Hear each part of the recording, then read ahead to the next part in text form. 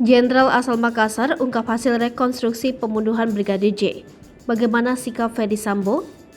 Jenderal asal Makassar mengungkapkan hasil rekonstruksi kasus pembunuhan Brigadir J Selasa 30 Agustus 2022. Jenderal asal Makassar itu bernama Brigadir Jenderal atau Brigjen Andirian Jayadi.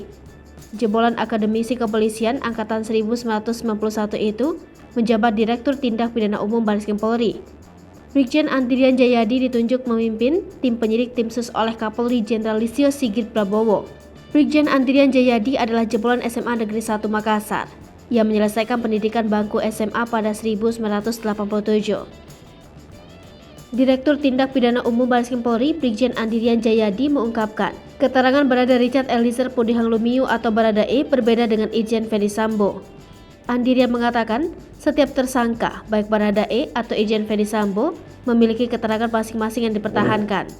Tak hanya itu, Andirian juga menyatakan adanya keterangan yang masing-masing dipegang oleh Baradae dan Ferdy Sambo.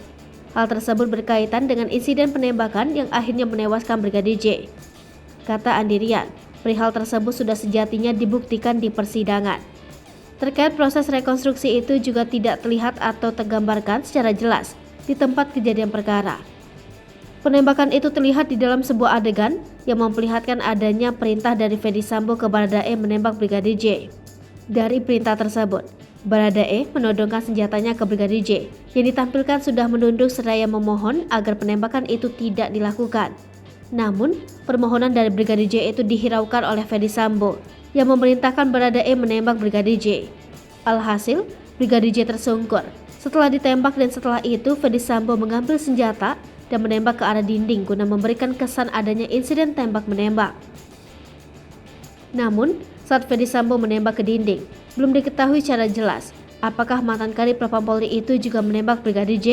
Hal tersebutlah yang belum terlihat dan menjawab apakah Ferdy Sambo ikut menembak Brigadir J atau tidak.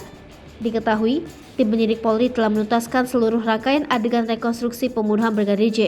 Total ada 74 adegan yang diperagakan para tersangka dan saksi dalam rekonstruksi yang digelar di rumah pribadi dan rumah dinas mantan Kadif Propam Polri Irjen Ferdy Sambo.